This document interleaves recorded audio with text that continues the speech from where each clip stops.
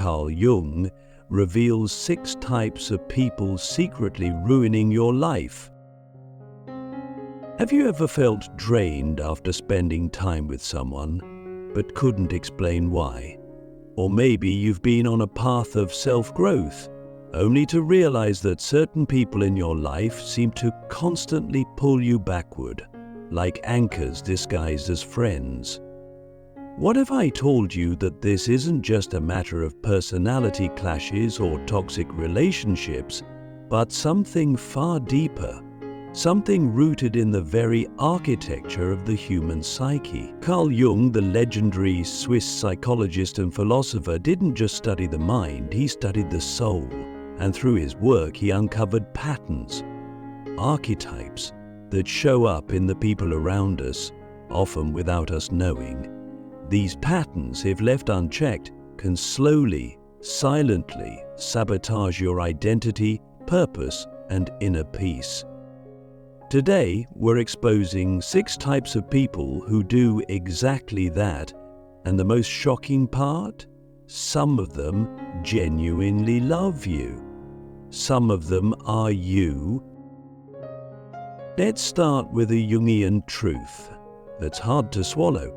The people in your life are not just individuals, they are projections, mirrors, reflections of your own unconscious. Jung believed that we do not truly see others, we see aspects of ourselves, filtered through the lens of our psyche. That's why the people who trigger us the most often represent something unresolved within us.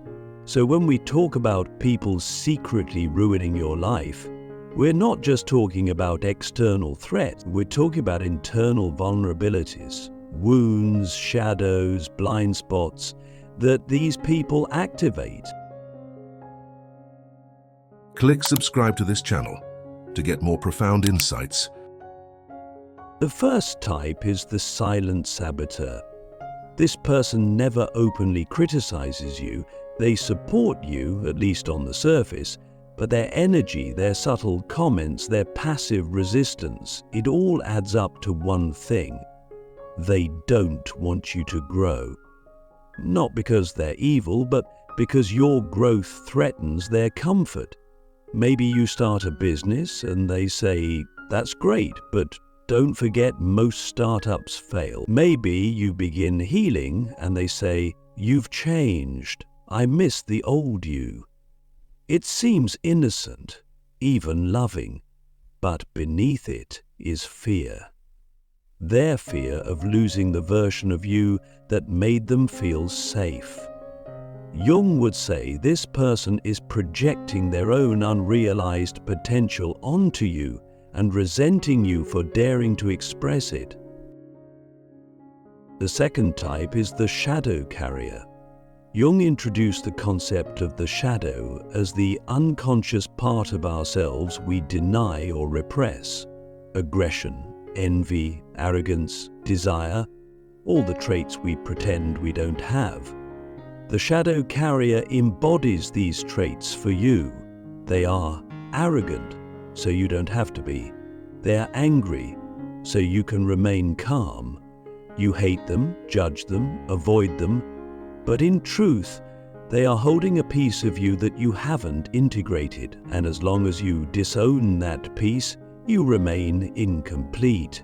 The shadow carrier ruins your life not by what they do, but by what they reveal, and your refusal to face it. Then there's the echo. This one's tricky. The echo is the person who reflects back your current identity perfectly. They agree with everything you say, they like everything you like, they validate all your fears and dreams. Sounds ideal, right? But they are dangerous in disguise. Why? Because they keep you stuck. They reinforce who you are, not who you're becoming. They don't challenge you, they don't push back. They don't force you to evolve, and in doing so, they rob you of transformation. Jung would say that true individuation, the process of becoming your whole self, requires tension, conflict, friction. The echo removes all of that. And so, without realizing it, you become hollow. Comfortable, but hollow. Pause and ask yourself which of these people are in your life right now, and which one are you becoming for someone else? This is where things get even more uncomfortable, because Jung's work reminds us that we don't just attract these people, we play these roles too. Sometimes you're the echo, nodding along to avoid conflict. Sometimes you're the saboteur, doubting someone's dream because you gave up on your own. Sometimes you are the shadow carrier, and someone is projecting onto you. The danger isn't just external, it's existential. These patterns live inside all of us, and unless we bring them into consciousness, they will dictate our lives from the shadows. So here's the truth. Your life is not just shaped by the people around you, it's shaped by the roles you unconsciously allow them to play. And if you don't become aware of those roles, you will keep casting the same people in the same scripts over and over, wondering why your story never changes. Now, I want you to sit with this question. What if the people sabotaging your life are not enemies, but reflections of the parts of you you've been too afraid to meet? The hidden manipulator, why the nicest person you know might be controlling your mind. Let's talk about the fourth type, the one that's hardest to recognize because everything about them seems right. They're kind, they're supportive, they're always there for you, but something doesn't sit quite right. You feel like you owe them more than you should. You find yourself adjusting your words around them, editing yourself not out of fear, but out of subtle pressure. You hesitate to disappoint them, even when doing so would mean being true to yourself. This is the hidden manipulator, the person who controls not through domination, but through dependency. And Carl Jung would say that this is not just manipulation, it's a psychological entanglement rooted in unconscious power. The hidden manipulator uses emotional currency instead of direct control. They give so much time, attention, praise, unconditional love that you begin to feel indebted, and that debt becomes a leash. You start making choices not based on your inner compass, but on how your choices will make them feel. The irony? They never ask you directly to do anything. They don't need to. You've internalized their expectations so deeply that their approval becomes your inner voice. Jung would identify this as a form of psychological possession. When your ego becomes so intertwined with another's perception of you that you lose the ability to separate your will from theirs. Why is this so dangerous? Because it feels like love, it feels like safety, but it's not freedom.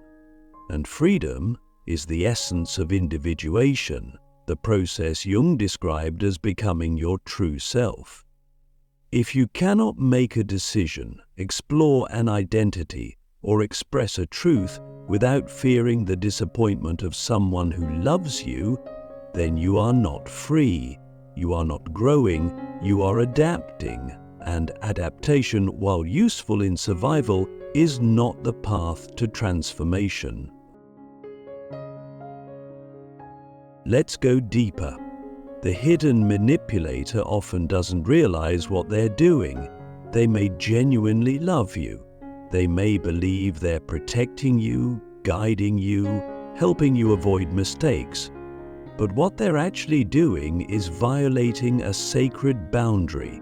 They are shaping your life based on their fear, their unprocessed shadow, their unmet needs. And if you let them, you will end up living a life that feels almost right, but is fundamentally wrong because it's not yours. Take a moment and ask yourself, is there someone in your life whose opinion feels heavier than it should? Someone whose approval you crave, not because you admire their wisdom, but because you fear losing their affection?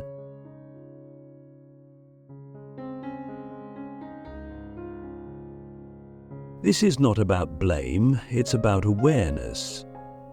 Jung taught that we must bring the unconscious into consciousness, or it will rule our lives, and we will call it fate. The hidden manipulator thrives in the unconscious. Their power comes from the fact that we don't see the strings they're pulling, because we've tied those strings around ourselves. And if we're honest, we've all played this role too. Maybe with a partner, a child, a friend. We've given with expectations. We've helped with conditions. We've said, I just want what's best for you, while secretly needing them to stay who they are, so we don't have to change. That's the subtle poison of enmeshment, when we confuse love with control and concern with possession. So how do we break free? First, we must reclaim our inner authority. Jung believed in the power of the self, the deeper, wiser core of your being that transcends ego. You must learn to differentiate between your authentic desires and the internalized voices of others. You must ask yourself, whose voice is this in my head? Whose fear am I carrying? Whose disappointment am I trying to avoid? Because until you do, you'll never know if the life you're living is truly your own. The hidden manipulator doesn't need to be confronted with anger. They need to be met with clarity. You don't need to cut them off. You need to step back, recalibrate, and reassert your sovereignty. You need to remember that love is not meant to bind, it's meant to liberate. And any connection that costs your authenticity is too expensive, no matter how beautiful it looks on the outside. So now I ask you, what would your life look like if you stopped living to keep someone else comfortable? What would you choose if their approval didn't matter? The archetypal mirror, how your deepest wounds attract the people who reflect them. Now we approach one of the most haunting truths Carl Jung ever articulated. We don't just attract relationships by chance, we attract them by pattern. And those patterns are often shaped not by what we consciously want, but by what we unconsciously lack.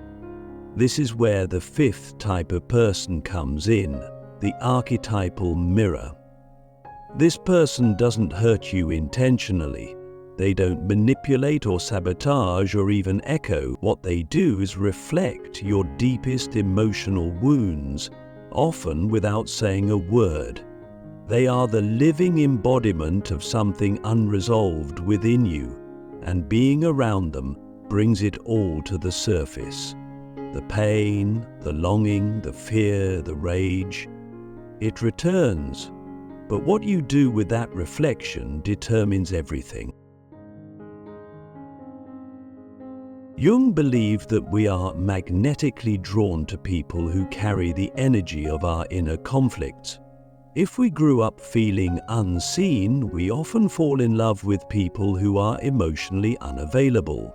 If we were shamed for expressing emotion, we're drawn to those who are cold, logical, distant. Why? Because the psyche is always trying to heal itself, and it uses relationships as the stage upon which that healing might occur. The trouble is, most of us aren't aware of this. So rather than seeing the wound and working through it, we relive it over and over, calling it fate, calling it bad luck, calling it just how things are. The archetypal mirror shows up in your life like fate disguised as a person. They trigger you in ways that feel disproportionate. You'll say, "Why does this bother me so much?" Or "Why can't I stop thinking about them?" But the answer isn't about them. It's in what they represent. They are a symbol, a psychic placeholder for something your soul wants to face. Maybe they remind you of a parent who never affirmed you. Maybe they activate your fear of abandonment or your belief that you're not enough. And here's the kicker: they don't have to be cruel or malicious. Sometimes they're kind, even loving. But they leave, or they don't see you, or they love you in a way that's just slightly out of reach, just enough to keep the wound alive. Ask yourself, who in your life brings out your most irrational pain? Who do you obsess over? Not because of how they treat you, but because of how their presence makes you feel about yourself. This is not a call to cut them off. This is a call to go inward. Jung's path to healing always pointed inward. He believed that healing doesn't come from changing others. It comes from integrating the parts of ourselves that we've disowned. When someone triggers you deeply, they are showing you where your work is. They are holding up a mirror to a part of you that is still aching to be seen, accepted, or released. That's why these relationships feel so intense. They are not casual. They are archetypal. They are mythic.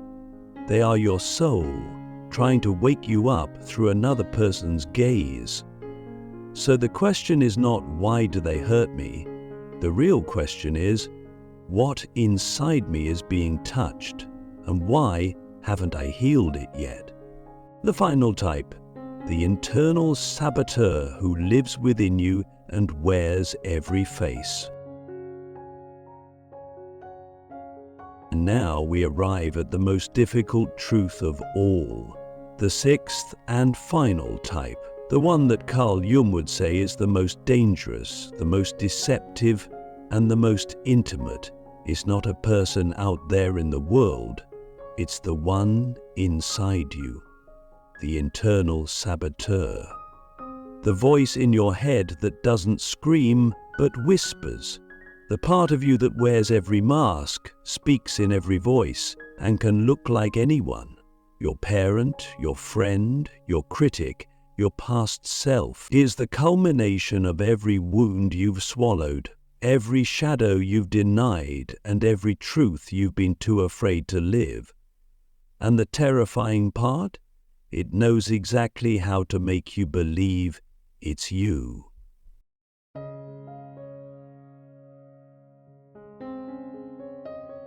Jung called this the complex, an autonomous fragment of the psyche that operates independently, often against your conscious will. It's as if a piece of your mind breaks off, fed by trauma, shame, failure, or fear, and begins to live a life of its own.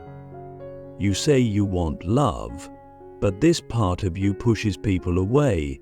You say you want success, but this part makes you procrastinate or self-sabotage. You start to change, and suddenly you find yourself pulled back into old habits, old stories, old patterns.